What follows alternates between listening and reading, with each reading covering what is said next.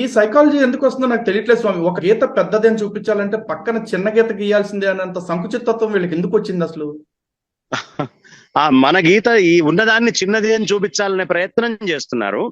దీనికి ముఖ్య కారణం ఏమిటంటే, నాకు ఈ మధ్య కాలంలో ఒక బుక్ చదివాను, బ్రేక్ ఇన్ ఇండియా ఫోర్సెస్ అని. రాజీవ్ దీక్షిత్ గారు చాలా అద్భుతంగా రాశారు. ఇది ఇక్కడ కాదు, రాజు మల్హోత్రా గారు. విదేశాల నుంచి ఈ కుట్ర అనేది వస్తోంది. వాళ్ళ భావజాలము అనేటటువంటిది ప్రొజెక్ట్ చేయాలనుకుంటున్నారు. ఈ ఎన్సీఆర్టీ లోపల ఎడ్యుకేషన్ సిస్టమ్ ని 70 ఏళ్ల నుంచి వాళ్లే దాన్ని చూసుకుంటూ వస్తూ రకరకాల మార్పులు చేస్తున్నట్టు ఈ మధ్య కాలంలో నేను కొన్ని స్పీచ్లు నాస్తికులు వింటూ కూడా దాని మీద కూడా మన ఇద్దరం ఒక్కసారి చాలా మంచి కూలంకషమైన విశ్లేషణ చేద్దాం. ఎంత మోసం జరిగింది 70 ఏళ్లలో మన విద్యా విధానానికి అనేటటువంటిది. అలా చేస్తూ మనల్ని ఎప్పుడూ దరిద్రుల కింద, తక్కువ వాళ్ళ కింద చూపించాలనే ప్రయత్నమే 70 ఏళ్ల నుంచి జరుగుతోంది. అంత వాళ్ళు ప్రయత్నించినా జనాల్లోకి దచ్చి కూర్చోవట్లేదు.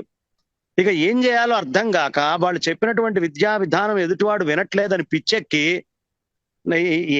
ఎంతకీ ఎక్కకపోతే ఏం చేస్తారు, పిచ్చి పిచ్చిగా అరవడం, గోల్ చేయడం మొదలు పెడతారు. ఎగ్జాక్ట్ గా ఇప్పుడు జరుగుతోంది అదే. ఖచ్చితంగా అతని మీద పీడీ యాక్ట్ బుక్ చేయాలి.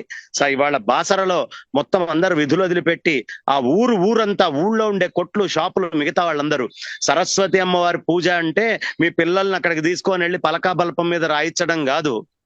ఆ సరస్వతి అమ్మవారిని వంకబెట్టినాడు ఎవరు, ప్రతి ఒక్కళ్ళు వచ్చి ఫేస్బుక్ల్లో, మిగతా రూపాల్లో, మాధ్యమాల్లో ఎక్కడ అవకాశం ఉంటే అక్కడ స్పందించి మీకు రియాక్ట్ అయితే వాళ్ళు నిజంగా సరస్వతి పూజ చేసిన వాళ్ళు అవుతారు.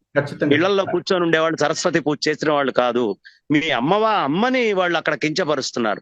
ఇంకా అలాగే ఈ బైర్ నరేష్ విషయంలో, రేంజర్ల రాజేష్ విషయంలో హిందువుల్లో వచ్చిన తిరుగుబాటు చూసి చాలా మంది అంటున్నారు, ప్రశాంతంగా ఉండే హిందుత్వం అంటే అహింస నేర్పింది, కానీ వీళ్ళు ఎట్లా చేస్తున్నారు అట్లా చేస్తున్నారు అన్నారు.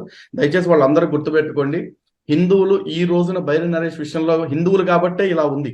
అదే అన్యమతస్థులైతే సర్తన్సే జుదా అన్నట్టుగా ఉండేది. హిందువుల్ని ఇక్కడికే ఆపండి, ఇంతకు మించి దిగే పరిస్థితి ఎవరూ తేవద్దు. 80% ఉన్న మేము ఎంత సహనంగా ఉంటున్నామో భారతదేశం యొక్క జీవన విధానం చూస్తే తెలిసిపోతుంది. ఆ సహనాన్ని వేరే వాళ్ళు మైకులు పెడితే మనం మాట్లాడము.